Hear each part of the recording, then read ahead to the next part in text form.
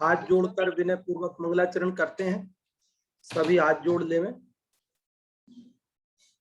लक्ष्मी निवास निलयम विलीन विलयम निधाय हृदि वीरम आत्मानुशासनमहं वक्षे मोक्षाय भव्यानाम।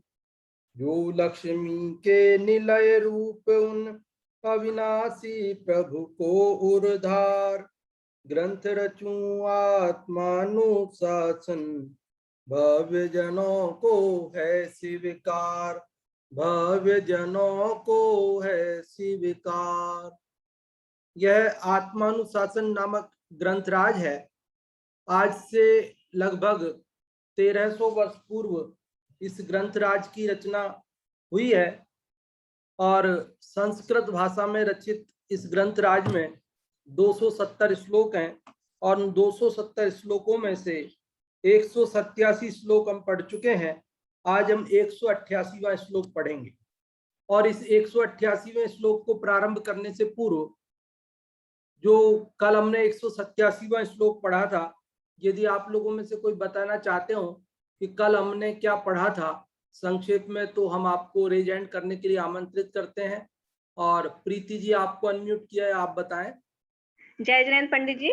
जय जिनेंद्र।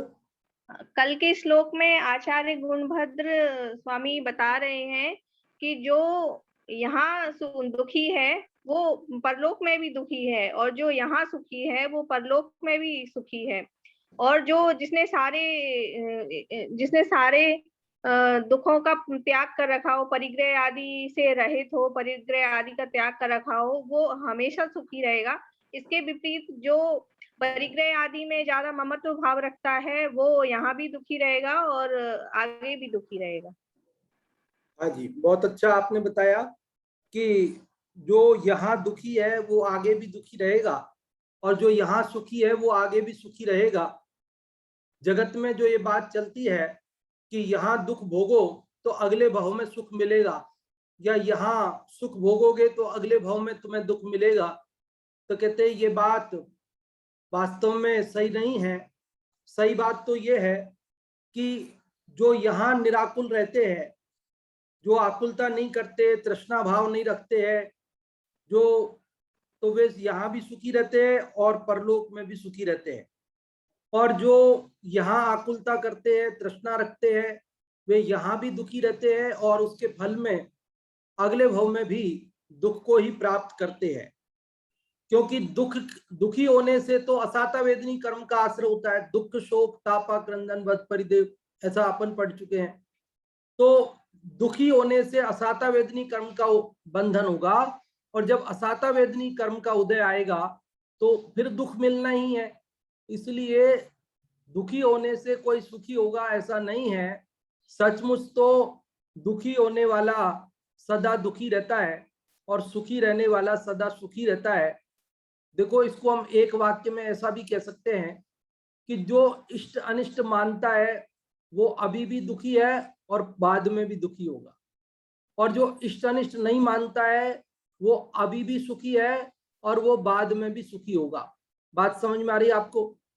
कि जो इष्ट अनिष्ट की कल्पना कर रहा है ना मोह से, तो वो अभी भी दुखी है इष्ट अनिष्ट मान मान के, और उसके फल में वह अगले भव में भी दुखी होगा। और यहाँ जिसने इष्ट अनिष्ट की कल्पना छोड़ दी और समता भाव धारण किया तो वह यहाँ भी सुखी हो गया और परलोक में भी वह सुख को प्राप्त करेगा। अभी अपन अगला श्लोक पढ़ते हैं और अगला श्लोक आप सभी की स्क्रीन पर आ रहा है, 188वां श्लोक।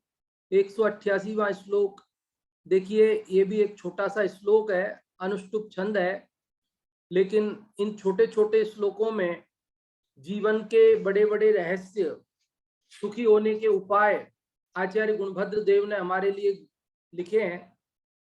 देखो, मृत्योर्मृत्वंतर प्राप्ति रुत्पत्तिरिह देहिनाम तत्र प्रमुदितान् मन्ये पाश्चात्ये पक्षपातिनः। एक मरण से मरणांतर की प्राप्ति यही है जन्म सुजान, अतः जन्म में हर्षित हैं जो, मरण स्नेही उनको जान। तो ये आचार्य गुणभद्र देव इस श्लोक के अंदर क्या कह रहे हैं वो देख लीजिए। कहते हैं इह मतलब इस श्लोक में देही नाम मतलब संसारी जीवों के मृत्यु से मृत्वंतर प्राप्ति, दूसरी मृत्यु की प्राप्ति की उत्पत्ति होती है। समझ में आई पहली लाइन कि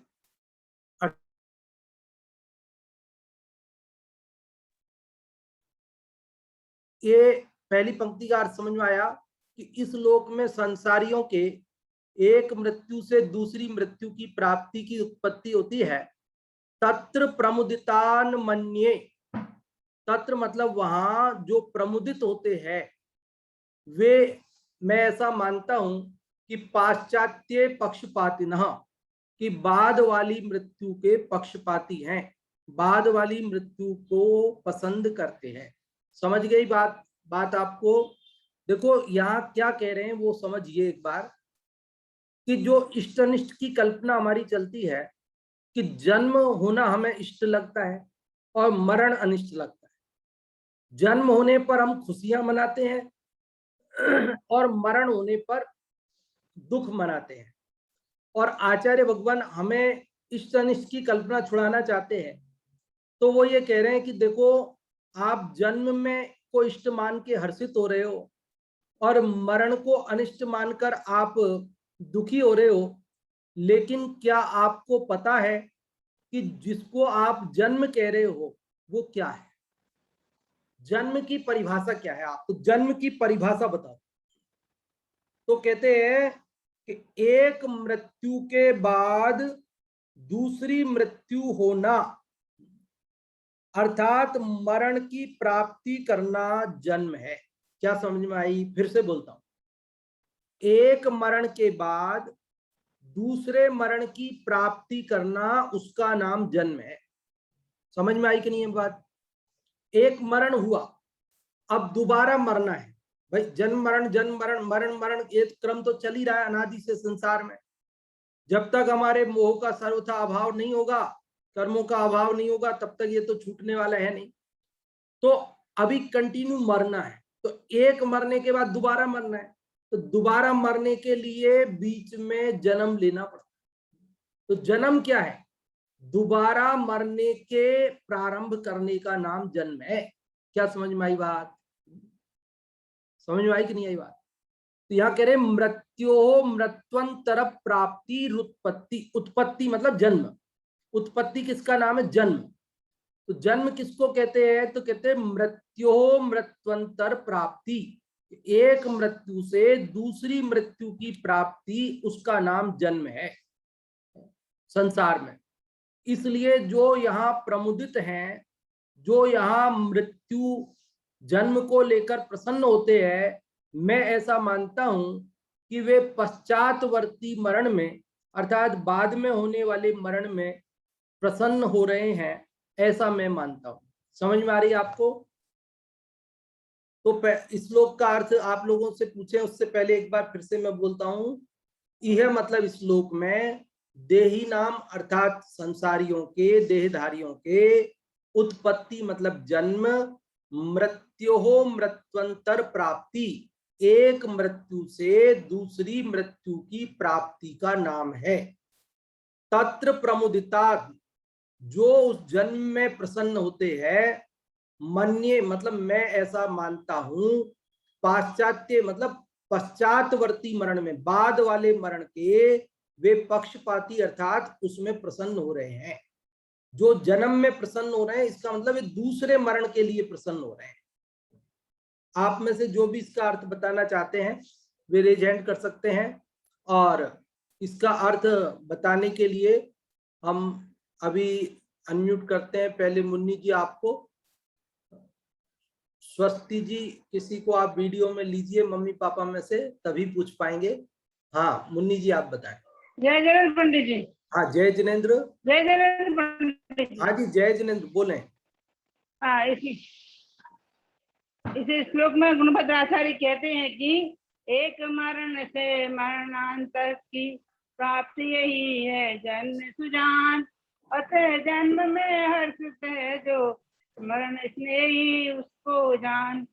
के एक मरण के बाद फिर जन्म होता है, फिर मरण होता है, फिर मरणांतर हो गया, एक मरण हो गया, फिर जन्म हुआ, फिर मरण हो गया, फिर मरणांतर हो गया, इसकी प्राप्ति यही सुजान। तो ये जन्म के बाद जो मरण होता है ना, यही सुजान मतलब सज्जन जन मानते हैं कि जन्म के बाद तो मरण है ही। अतः जन्म में हर्षित है जन्म मरण स्नेही। और जैसे कि पुत्र जन्मा, कितना हर्ष हुआ सबको, और फिर वो मर गया तो शोक हो गया। तो वो जन्म के बाद तो मरण निश्चित ही है। जब तक अपन सम्यक दृष्टि नहीं हो जाएंगे, सब मोक्ष प्राप्त नहीं कर लेंगे, जब तक तो जन्म मरण निश्चय ही है। एक जन्म में हर्षित होता है, दूसरे जन्म में फिर शोक करता है, फिर जन्म होता है, फिर मरता है। यही संसार की प्रक्षेपण चल रहा है। हाँ जी मुन्नी जी, आपने बहुत अच्छा बताने का प्रयास किया और आपने कहा कि भाई सम्यक दृष्टि होने तक जन्म मरण होगा। तो थोड़ा सा हम बताना चाहेंगे कि सम्यक दर्शन होने मात्र से जन्म मरण का अभाव नहीं होता। जन्म मरण का अभाव तो जो है और भी आगे अरहंत दशा की प्राप्ति होने के बाद होता है। सम्यक दर्शन होने के बाद भी कुछ जन्म मरण हो सकते हैं, लेकिन आपका भाव यही है वास्तव में, इसलिए कोई दिक्कत नहीं। तो अभी अपन संस्कृत से अर्थ बताने के लिए आमंत्रित करते हैं जो भी आप में से संस्कृत से अर्थ बताना चाहते हैं।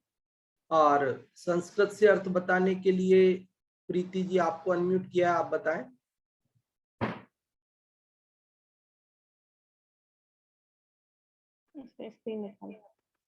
हाँ,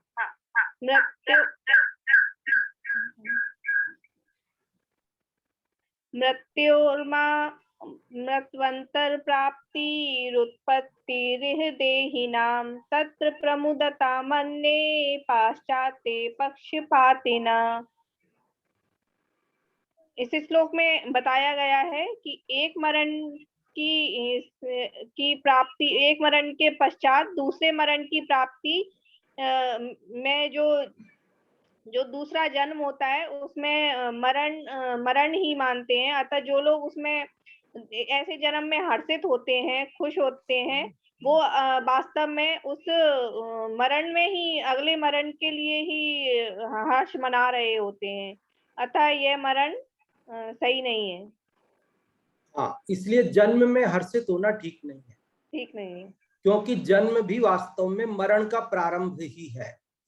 जन्म में प्रसन्न होना मतलब मरण में ही प्रसन्न होना है। हाँ जी, और अभी इसका पाठ करने के लिए आमंत्रित करते हैं जो भी आप में से इसका पाठ करना चाहते हैं, संस्कृत या हिंदी का, वे लोग रेज हैंड कर सकते हैं। और हर्षिता जी आपको अनम्यूट किया है, आप संस्कृत वाले का पाठ करेंगी। जी। मृत्युर्मृत्वंतर प्राप्तिरुत्पत्तिरिह देहिनां तत्र प्रमुदितान् मन्ये पाश्चात्ये पक्षपातिनः। बहुत अच्छा आपने पाठ किया हर्षिता जी।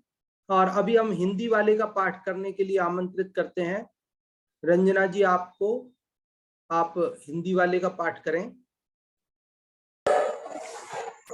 एक मरण से मरणांतर की प्राप्ति यही है जन्म सुजान, अतः जन्म में हर्षित है जो मरण स्नेही उनको जान। इस श्लोक में बताया गया। हाँ जी, अर्थ बताना है। हाँ जी, बताइए बताइए। इस श्लोक में बताया गया है कि एक मरण से दूसरे मरण की प्राप्ति यही जन्म है, अतः जन्म में जो हर्ष मनाते हैं अर्थात दूसरे मरण की तैयारी है उनकी। अतः जन्म में जो हर्षित होते हैं वो दूसरे मरण इसके दूसरे मरण में हर्षित हो रहे हैं, ऐसा जानना चाहिए, ऐसा हाँ जानना चाहिए। हाँ जी, बहुत अच्छा आपने बताया, बहुत बहुत धन्यवाद आपके लिए। और अब अपन इसकी थोड़ी चर्चा करते हैं। देखिए, संस्कृत से हिंदी से अपन ने इसका अर्थ समझा, भाव समझा और इसका पाठ करने का तरीका भी समझा। अभी इसमें क्या बात बता रहे हैं आचार्य गुणभद्र देव, वो अपन समझते हैं। देखो पिछले श्लोक में बात चल रही थी कि हम किसी को इष्ट मानकर, किसी को अनिष्ट मानकर, किसी से राग, किसी से द्वेष करते हैं, ये ठीक नहीं है। ऐसे ही हम जन्म से राग और मरण से द्वेष करते हैं, जन्म को इष्ट और मरण को अनिष्ट मानते हैं, यह ठीक नहीं है। वास्तव में जन्म और मरण में अंतर ही क्या है? क्योंकि नवीन मरण की प्राप्ति होने का नाम ही जन्म है। देखो मरण कहते किसको है? आयु की पूर्णता का नाम मरण है। आयु क्षय होवे, आयु का नाश होवे, उसको मरण कहते हैं अपन। तो आयु का नाश कब प्रारंभ होता है? कि जब जन्म हुआ तभी से निरंतर मरण का, मतलब आयु का नाश प्रारंभ हो जाता है, मरण नजदीक आता जाता है। मतलब मरण तो चालू ही रहता है। ऐसा नहीं है कि वो अंतिम समय आयु खल्लास हो गई एक साथ, मान लो 70 वर्ष की आयु थी तो 69 वर्ष तक तो कोई आयु का नाश हुआ ही नहीं, और सीधा वो 70 वर्ष कंप्लीट हुए उस समय पूरी आयु एक साथ खत्म हो गई और चलो। ऐसे होता है क्या? कि वो तो जन्मा बालक तभी से, जन्मा क्या, माता के गर्भ में आया तभी से निरंतर उसकी आयु बीत रही है, बीत रही है, बीत रही है, बीत रही है। मतलब मरण निरंतर जारी रहता है, मरण निरंतर जारी है। हम मरते जा रहे हैं, मरते जा रहे हैं, मरते जा रहे हैं, और जब आयु बिल्कुल कंप्लीट हो गई तब देह बदल जाती है, तो जगत को भी दिख जाता है कि हाँ मरण हो गया। लेकिन वास्तव में तो मरण चालू ही है। तो अंदर में अपने को कोई बीमारी हो तो वो बाहर में जगत को दिखती नहीं है, लेकिन धीरे धीरे वो बीमारी अंदर बढ़ती जा रही है, बढ़ती जा रही है। डॉक्टर देख रहे, डॉक्टर बता रहे कि ये देखो अब तुम इतनी बढ़ गई है, अब इतने दिन शेष रहे, इतने शेष रहे, डॉक्टर बता रहे हैं हमें। और फिर हमने मान लीजिए किसी को बताया नहीं तो जगत को तो पता नहीं, लेकिन जब वह पूरा कंप्लीट हो गया अंदर, तब जाकर के वो ब्लास्ट हो गया अंदर, और उसके बाद मरण हो गया, तो जगत को लगता है कि अभी मर गए, अभी तक तो कुछ था नहीं, अचानक कैसे मर गए, क्या हुआ, अभी तक तो कुछ था ही नहीं, कल तक तो बढ़िया थे। अरे बढ़िया नहीं थे, अंदर में बीमारी बराबर बढ़ रही थी, डॉक्टर उसे देख रहे थे, उसे स्वयं को भी मालूम था। ये अलग बात है कि तुम्हें नहीं मालूम था, तुम्हें नहीं बताया था। तो ऐसे ही हमारा मरण निरंतर चालू है, हम मरण के नजदीक जा रहे हैं, और सर्वज्ञ परमात्मा रूपी डॉक्टर जान भी रहे हैं, सर्वज्ञ को पता है कि नहीं है, लेकिन हमें पता नहीं है। और हमें पता नहीं होने से हमें लगता है कि मरण अचानक हो गया, लेकिन मरण अचानक नहीं हुआ, बल्कि मरण निरंतर नजदीक आता जा रहा है, निरंतर होता रहा है। नवीन पर्याय संबंधी मरण का प्रारंभ होना ही जन्म है। अतः जन्म में हर्षित होना मानो मृत्यु, होने वाली मृत्यु में हर्षित होना ही है। जो मरण में हर्षित होते हैं वो वास्तव में हमारे हित संबंधी कैसे हो सकते हैं? जो हमारे हितैषी मानते हैं ना, जिनको हम अपना मित्र मानते हैं, और वो हमारा जन्मदिन मना के हर्षित होते हैं, तालियां बजाते हैं और क्या क्या करते हैं, वो सब आप जानते हैं, वो मुझे कहने की जरूरत नहीं। तो उसमें प्रसन्न हो रहे हैं, तो वे किस लिए प्रसन्न हो रहे हैं? मानो वे हमारे मरण में ही प्रसन्न हो रहे हैं। तो इस प्रकार यहाँ युक्ति पूर्वक ये बात बताई है कि जन्म मरण में हर्ष विषाद करना ठीक नहीं है, क्योंकि जन्म और मरण में कोई ज्यादा अंतर नहीं है।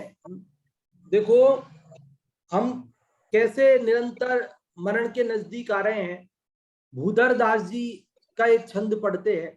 भूधर दास जी से किसी ने पूछा कि आप कुशल तो हो, या किसी ने पूछा होगा, या तो मान लीजिए वो चिट्ठी लिखने बैठे होंगे तो चिट्ठी में लिखते थे ना, अत्र कुशलम तत्रास्तु, कि यहाँ सब कुशल है और वहां भी कुशल होंगे। तो जैसे ही उन्होंने लिखा तो उनको मन में आया, अरे मैंने ये क्या लिख दिया कि यहाँ सब कुशल है, तो कुशल कहाँ है?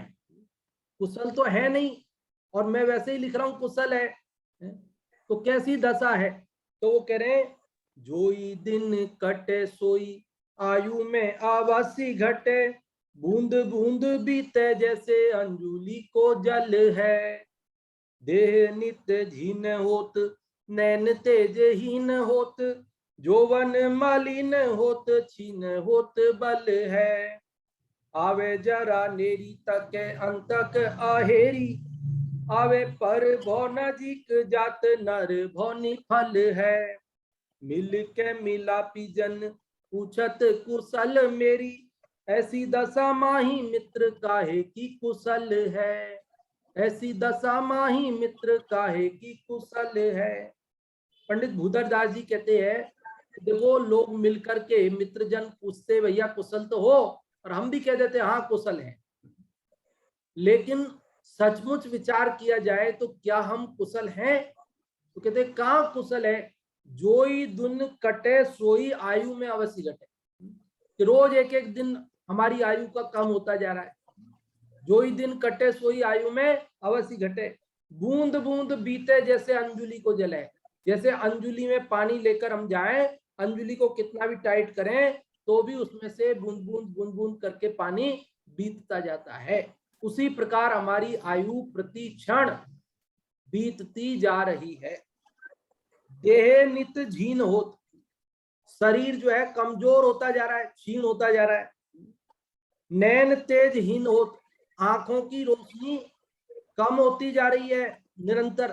पहले बिना चश्मे के देख लेते थे, अभी हम धीरे धीरे, पहले आधा नंबर का चश्मा लगा, फिर 1 नंबर का हो गया, फिर 2 नंबर का हो गया, फिर बढ़ता रहा 4 नंबर, फिर ऑपरेशन हो गए, फिर वो तो बोलो क्या दशा होती है, समझ में आ रही है। नैन तेजहीन होत, जोवन मलिन होत, छीन होत बल है। यौवन मतलब जवानी क्षीण होती जा रही है, बुढ़ापा नजदीक आता जा रहा है, और क्षीण होत बल है, शारीरिक ताकत घटती जा रही है, धीरे धीरे कमजोरी रहने लगी है। आवे जरा नेरी, जरा मतलब बुढ़ापा, नेरी मतलब नजदीक आ रहा है, बुढ़ापा नजदीक आ रहा है। तके अंतक अहेरी, अंतक मतलब मृत्यु रूपी, अहेरी मतलब शिकारी, मृत्यु रूपी शिकारी ताक रहा है, ताक में बैठा है। आवे अंतक अहेरी, परभव नजीक जात नरभव निफल है, परभव नजदीक आ रहा है और यह नरभव निष्फल जा रहा है। इसमें हम भव के अभाव का पुरुषार्थ कर नहीं पा रहे हैं और समय बीता जा रहा है। और ऐसी दशा में लोग मिलके मिलापी जन पूछत कुशल मेरी, ऐसी तो दशा है, और फिर भी पूछ रहे वही कुशल तो हो, कुशल तो हो। तो कवि भूधरदास जी कहते हैं, ऐसी दशा माही मित्र काहे की कुशल है, कि हे मित्र ऐसी दशा हो रही है, अब काहे का कुशल हूं मैं। तो बंधुओं, तो इस प्रकार से हमें इस श्लोक में आचार्य गुणभद्र देव ने यह कहा कि जो जन्म में प्रसन्न होना है, वास्तव में वह दूसरे मरण में प्रसन्न होना है, क्योंकि दूसरे मरण के प्रारंभ का नाम ही जन्म है। इसलिए जन्म में प्रसन्न होने की जरूरत नहीं है, राग द्वेष करने की जरूरत नहीं है। जन्म मरण में एक में हर्षित और एक में दुखी होने की जरूरत नहीं है, एक को इष्ट और एक को अनिष्ट मानने की जरूरत नहीं है, बल्कि समता भाव धारण करने की जरूरत है। लाखों वर्षों तक जीऊं या मृत्यु आज ही आ जावे, लक्ष्मी आए या जाए, अथवा कोई कैसा भी भय या लालच देने आए, ऐसा मतलब दृढ़ श्रद्धान होना चाहिए और समता भाव होना चाहिए। ये सारी बात हमको इससे सीखनी चाहिए। देखो बच्चों का उत्साह बताने से बढ़ता है, लेकिन अभी हम पूछ नहीं पा रहे हैं, तो बच्चे अपना उत्साह बनाए रखें और निरुत्साहित नहीं हो, ये हम चाहते हैं। क्योंकि ये YouTube ब्लॉक कर दिया YouTube कंपनी ने, इसलिए हमारी मजबूरी है कि हम 13 वर्ष से छोटे बच्चों से नहीं पूछ सकते। उनके साथ में यदि कोई बड़ा सदस्य बैठा हो तो हम पूछ सकते हैं उन बच्चे को। इसलिए आप बच्चों से निवेदन है कि आप अपने किसी बड़े सदस्य को साथ ले आए, तो ही हम आपको अवसर दे सकेंगे। और यदि कोई नहीं कोई घर में मान लो व्यस्त हो, नहीं बैठ पाए, तो आप से हम नहीं पूछेंगे तो क्या हुआ, ज्ञान तो आपका बढ़ ही रहा है, आप सुन रहे हैं, आपकी तो और जब कभी आपको मौका मिलेगा तब आप बताइएगा। अपने उत्साह को कम मत होने दीजिएगा, उत्साह बनाए रखिए। तो यहाँ पर अब बात यह है कि कई लोग कहते थे हमें तो जन्मदिन मनाना है, हमें तो जन्म की खुशी है। तो हम ये पूछते भैया यदि आपको जन्मदिन मनाना ही है तो पहले ये बताओ कि आपका जन्मदिन कौन सा है, कितनी तारीख को आता है बताओ। है कोई निश्चित तारीख हमारे जन्म की कि सब अभी बताए देते हैं 20 नवंबर 4 दिसंबर, फटाफट जो भी तारीख आप बोल देंगे फटाफट। अच्छा लेकिन ये बताओ ये तो ये वाले जन्म का है, पिछले जन्म की तारीख बताओ।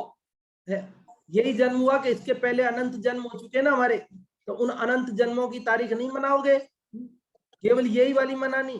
अच्छा कोई बात नहीं, तो इसके बाद तो नहीं जन्म लोगे, दोबारा तारीख बदलेगी तो नहीं, तो कहते दोबारा जन्म लेंगे फिर तारीख बदल जाएगी। तो पहले जन्म अगर दिन मनाना ही है तो हम पहले अपना जन्मदिन तो निश्चित करें कि कौन सा हमारा जन्मदिन है, फिर बदलना नहीं चाहिए वो। भाई जो मुक्त हो गए जीव, जो तीर्थंकर आदि हैं, उनका अंतिम जन्म है ना। अब उसके बाद दूसरा जन्म नहीं होगा उनका, इसलिए उनका जन्मदिन निश्चित है, लेकिन हमारा जन्मदिन निश्चित नहीं है। हमारा तो जन्मदिन दूसरे जन्म में फिर बदल जाएगा। इसलिए वास्तव में जिन्होंने जन्म मरण का अभाव किया उनका ही जन्मदिन मनाना सार्थक है। बाकी जिनका एक श्वास के 18वें भाग जन्म मरण हुआ तो बोलो अब मनाओ, कितने जन्मदिन मनाओगे, दो पार्टियां ताकत हो तो है। एक श्वास जितने समय में 18 जन्मदिन है, लाओ जन्म की पार्टियां। अरे लोगों को तो मिठाई खानी है और किसी भी बहाने से खानी है, आप तो खिलाए जाओ। चलो वो जन्मदिन भी केवल इसीलिए ही मनाते हैं कि उन्हें मिठाई मिलती है ना भाई। लोगों को तो खाने खिलाने का बहाना चाहिए, निमित्त कुछ भी हो। तो ये अभी तो ऐसा होता है ना, कई लोगों के फेसबुक पे अलग डेट लिख रखी है, फर्जी डेट लिख रखी है जन्मदिन की, रियल में अलग है, स्कूल की में अलग रिकॉर्ड में है, वास्तव में अलग है। तो लोग दो दो बार मिठाइयां मांगते हैं। अरे भैया ये तुम्हारी ये अभी ये स्कूल वाली, ऑफिस रिकॉर्ड वाली, एक वास्तविक वाली, एक फेसबुक वाली, एक वास्तविक वाली, तो ऐसे नाना क्योंकि लोगों को तो केवल हंसी मजाक करना है। उन्हें क्या मतलब है कि हमारा जन्म है कि हमारा मरण है, उन्हें कोई मतलब नहीं भैया। सब स्वार्थ के रिश्ते नाते हैं। किसी को आपसे स्वार्थ सधता है तो आप सगे लगते हैं, और जैसे ही आपसे स्वार्थ सधना बंद हो जाता है तो आप उन्हें दुश्मन नजर आते हैं। ऐसा जगत का स्वभाव है, भले कोई भी हो जगत में। इसलिए यहाँ कहते भैया जन्मदिन मनाना पहली बात तो योग्य नहीं है, और फिर यदि आपको मनाना ही है तो कैसे मनाएं जन्मदिन। तो जन्मदिन मनाना ही हो तो कैसे मनाएं, कि जैसे हमारे तीर्थंकरों ने मनाया। हम जय जिनेंद्र बोलते हैं ना, जिनेंद्र भगवान के भक्त हैं। जैन किसको कहते हैं, जो जिनका भक्त या अनुयायी उसे जैन कहते हैं। तो हमारे जो जिन है, जिनका हम अनुसरण करते हैं, उन्होंने तीर्थंकरों ने कैसे मनाया। 24 तीर्थंकरों में से लगभग 20 तीर्थंकरों का जन्मदिन उन्होंने दीक्षा लेकर मनाया। 24 तीर्थंकरों में से लगभग 20 तीर्थंकरों ने अपने हैप्पी बर्थडे के दिन मुनि दीक्षा ली, घर छोड़कर पीछे कमंडल धारण किए। बोलो ऐसे मनाओ, जन्मदिन मनाना है तो भाव के अभाव के मार्ग में बढ़े हुए ऐसे जन्मदिन मनाया। और एक कौन सा तरीका हुआ कि हम रात को खाते नहीं और रात में जन्मदिन मनाते हैं। हम बाजार के, अब देखो कोई अरे साहब हम तो बिना अंडे वाला केक लाते हैं। अरे बिना अंडे वाला लाते हो कि अंडे वाला लाते हो, वो आपको क्या पता। वो दुकानदार आपको जो कहकर दे देता है आप ले आते, और दुकानदार की क्या हालत है, उसको तो 2 पैसे कमाने हैं।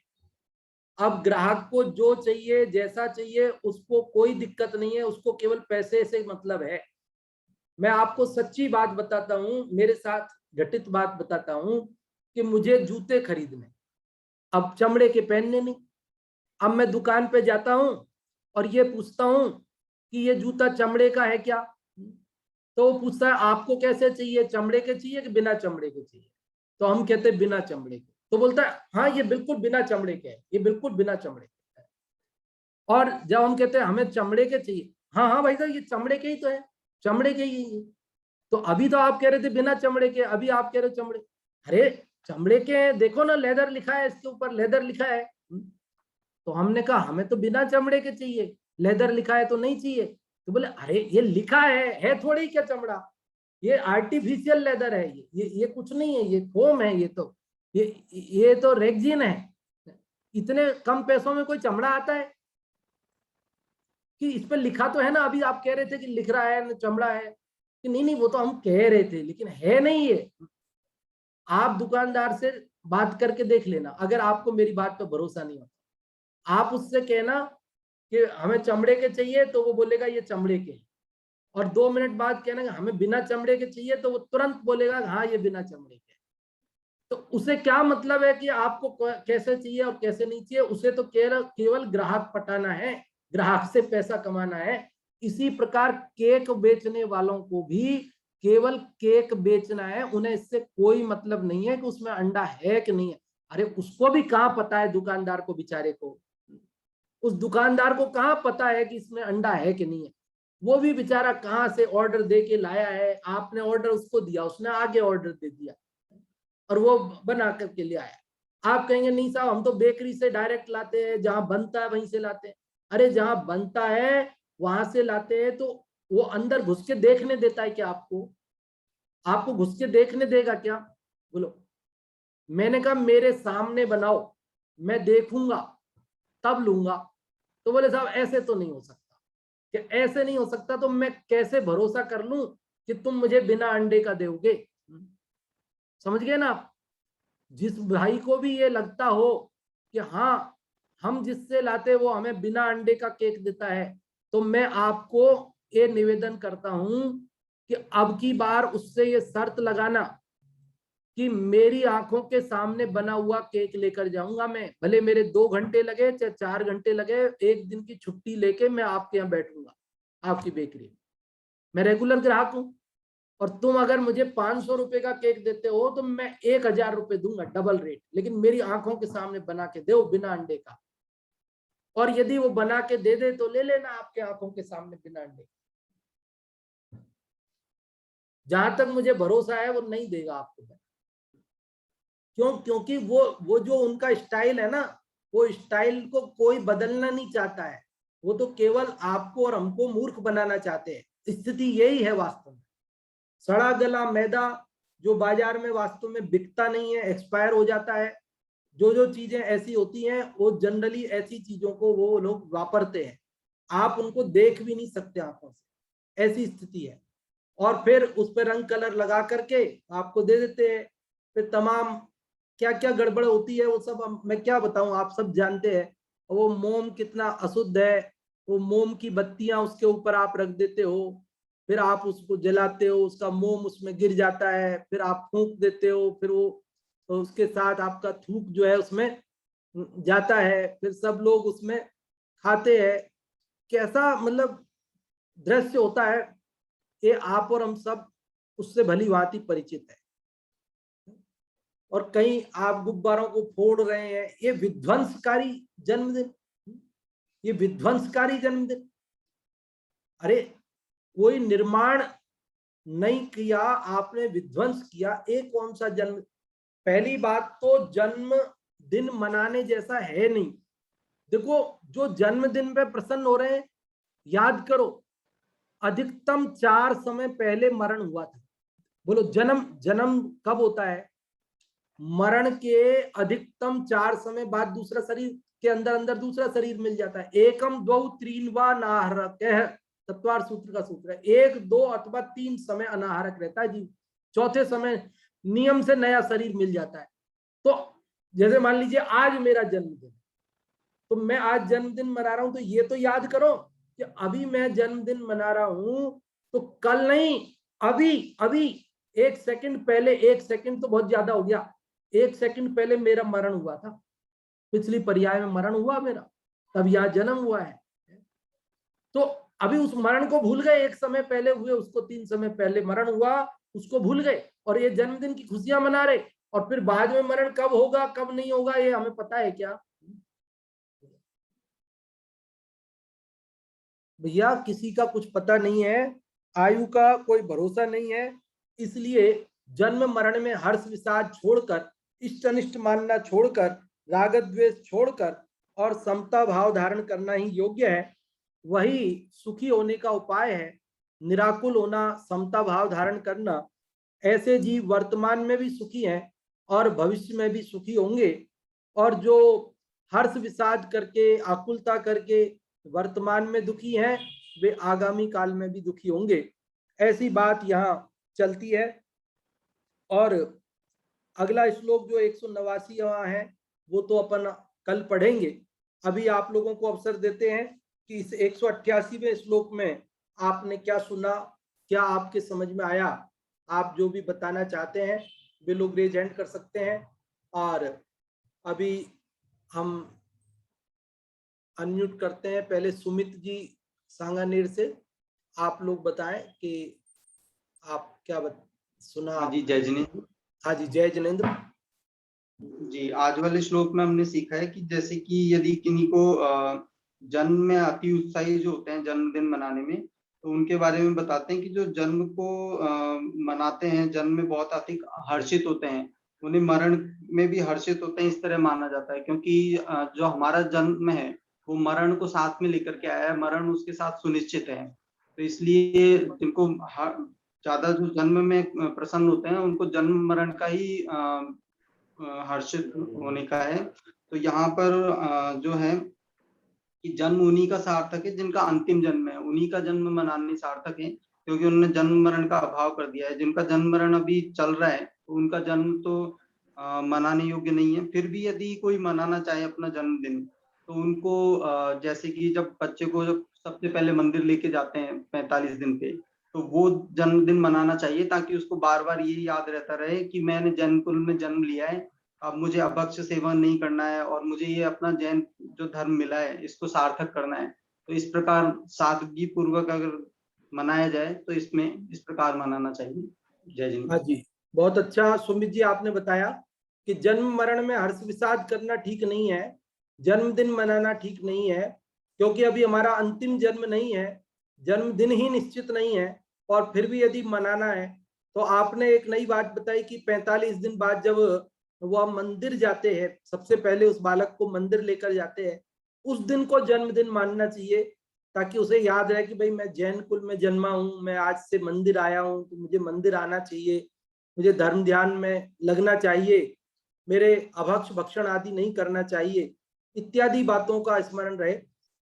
लेकिन देखो, पहले तो 45 दिन बाद जब मंदिर ले जाते थे तो बच्चे को अष्टमूल गुण धारण कराए जाते थे, और ये कहा जाता था कि माँ बाप को जिम्मेदारी दी जाती थी कि देखो ये बच्चा अभी अबोध है, ये नहीं समझता है कि क्या अष्टमूल गुण होते हैं, तो अभी 8 साल का होए तब तक तो इसके अष्टमूल गुण पालन कराने की जिम्मेदारी तुम्हारी है, और जब ये 8 साल का हो जाए तो उसके बाद इसे बता देना कि तुम्हारे अष्टमूल गुण का धारण है, तुम जैन हो, और फिर इसके बाद यदि गलती करोगे तो इसका जिम्मेदार तुम रहोगे।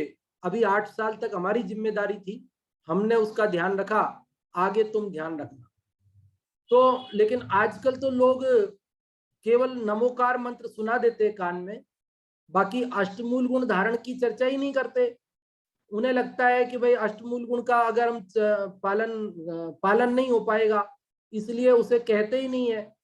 लेकिन मैं ये कहूंगा कि ये बात ठीक नहीं है, हमें अष्टमूल गुण धारण की बात उसे वहां बतानी चाहिए। अरे वो पालन करने की अगर बात सोचेगा भी तो कैसे सोचेगा, हमने शुरुआत ही नहीं कराई, कि साहब वो टूट जाएंगे, कि टूटेंगे तो टूट जाएंगे, जो होना होगा हो जाएगा। लेकिन उसे ये तो पता रहेगा कि मेरे अष्टमूल गुण होते हैं जैनों के, मेरे को धारण कराया था बचपन में, और जितना संभव हो उतना तो पालन करेगा। अष्टमूल गुण में भी स्थूल और सूक्ष्म रूप से अनेक प्रकार से बताए गए है ना। तो 5 अणुव्रत, 3 मकार का त्याग, 5 उदुम्बर फलों का त्याग, 3 मकार का त्याग, अनेक ढंग से बताए हैं। तो स्थूल वाले पालन करेगा भाई, सूक्ष्म वाले नहीं तो स्थूल वाले करेगा। कोई ना कोई कितना न कितना तो करेगा। लेकिन यदि हम उस परंपरा को ही बंद कर देंगे तो फिर वह तो कभी आएगी ही नहीं ना, बात ही नहीं आएगी दिमाग में कभी। इसलिए हमें जो परंपराएं हमारी अच्छी चलती है उन परंपराओं को कायम रखना चाहिए। काव्य दूर भगावे बुरी रीतियां, सुखद रीति का करें प्रचार। तो जो भी बुरी रीतियां हमारे चल रही हो उनको बंद करना चाहिए, और जो अच्छी रीतियां हैं वो यदि अभी तक ना चालू हुई हो तो उन्हें चालू करना चाहिए। अभी मैं आमंत्रित करता हूं इंदिरा जी जैन गुढ़ा को, आप बताएं।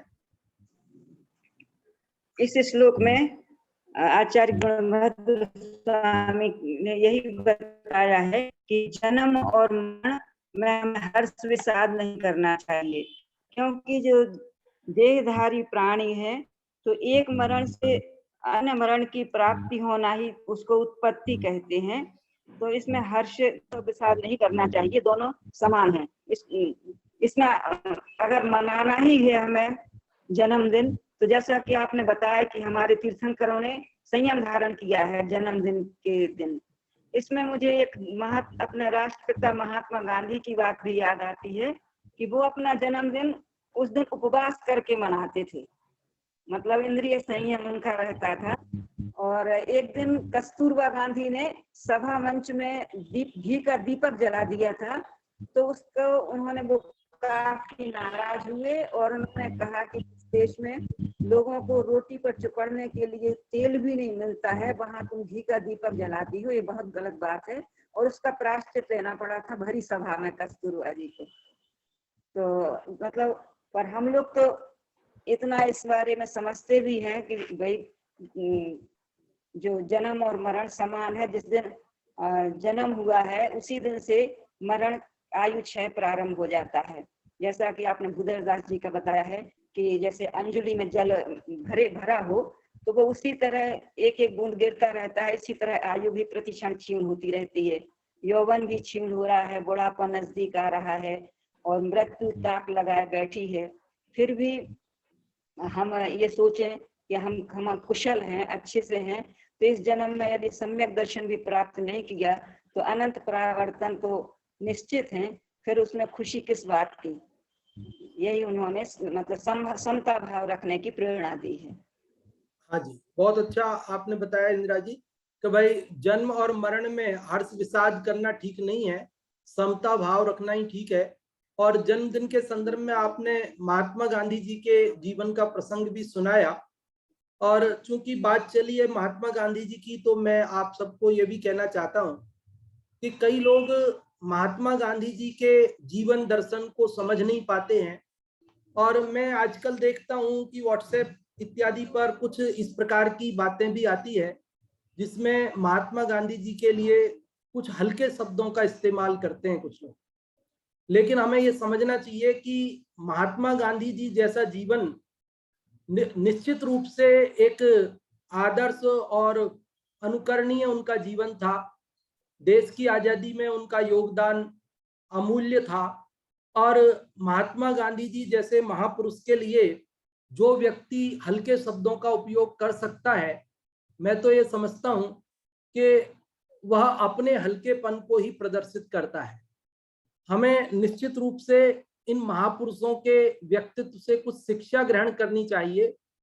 उन महापुरुषों के व्यक्तित्व पर यदि हम उंगली उठाते हैं तो प्रश्न चिन्ह लगाते हैं, तो समझना चाहिए कि हम स्वयं ही अपने पर प्रश्न चिन्ह लगाते हैं कि हमारे संस्कारों का पता चलता है कि हम महापुरुषों में भी कमियां खोजना चाहते हैं। अरे जो भी महापुरुष हैं, अरे सबके अंदर सारी अच्छाइयां ना भी हो लेकिन कुछ तो अच्छाइयां रही होंगी ना, तब तो वे महापुरुष कहलाए हैं। तो हमें उनकी उन अच्छाइयों को अपने जीवन में उतारने की कोशिश करनी चाहिए और उन पर अन्य किसी प्रकार से दोषारोपण करने की कोशिश नहीं करनी चाहिए। उनकी क्षमा को कमजोरी समझकर हल्के स्तर पे बात करना, आप और हम कल्पना नहीं कर सकते गांधी जी ने कितना कुछ त्याग और बलिदान इस देश के लिए किया है। अभी अपने पास ज्यादा समय नहीं उस संबंध में चर्चा करने के लिए। एक ये प्रीति जी आपको अनम्यूट करते हैं, ये बालक बताएगा क्या, आपके साथ बालक बैठा है, लेकिन आप भी वीडियो में दिखते रहिए, आप भी वीडियो में दिखते रहिए तभी आप, हाँ नहीं तो क्या होगा जय कि ये जिनेंद्र पंडित जी। हाँ जय जिनेंद्र। मैंने अपना बर्थडे कभी नहीं मनाया है और ना मैंने कभी केक काटा है, क्योंकि ये ईसाई परंपरा है। बहुत अच्छा। क्या नाम है भैया आपका? सात्विक जैन। सात्विक जैन, कहाँ, केरल से? हाँ। चलो धन्यवाद आपके लिए, अनुमोदना आपके इन उच्च परिणामों की। आपका भविष्य निश्चित उज्जवल है और आपको ऐसे मार्गदर्शक माता पिता मिले और ये आपका भाग्य है और आप निश्चित रूप से, आपका भविष्य उज्जवल है, आप इसी मार्ग पर आगे बढ़ते रहें, ऐसी हमारी शुभकामना है आपके लिए। और आज भी कौन बनेगा ज्ञानपति कार्यक्रम बाद में होना है, इसलिए अधिक समय हम नहीं लेंगे। और आज जो अपन ने ये 188वां छंद पढ़ा है, इसका सार हम अपने जीवन में अंगीकार करेंगे कि जो जन्म है वह भी नवीन मरण की शुरुआत का नाम है, इसलिए उसमें हम हर्ष न करें, उसको इष्ट और मरण को अनिष्ट मानकर राग द्वेष न करें, बल्कि समता भाव धारण करें।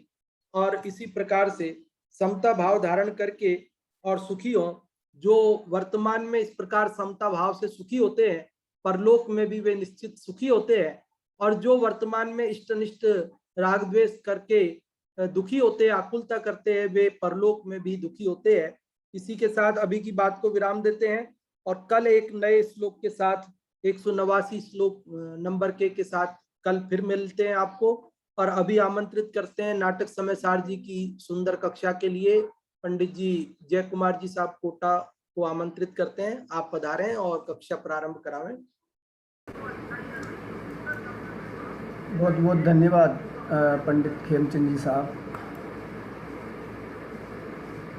अभी बहुत सुंदर कक्षा आपकी आत्मानुशासन ग्रंथ पर चली और चूंकि आज अपना कौन बनेगा ज्ञानपति कार्यक्रम होने वाला है, इसलिए सीधे ही अपन नाटक समयसार जी की चर्चा प्रारंभ करते हैं।